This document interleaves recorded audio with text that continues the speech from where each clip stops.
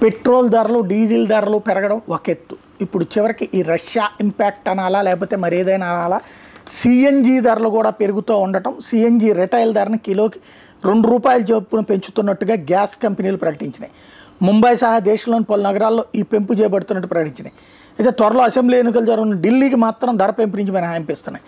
Noida, greater Noida, Ghaziabad, గురుగ్రావుల్లో CNG ధరను ₹2 పెంచుతున్నట్టుగా Indraprastha gas limited ప్రకటించింది.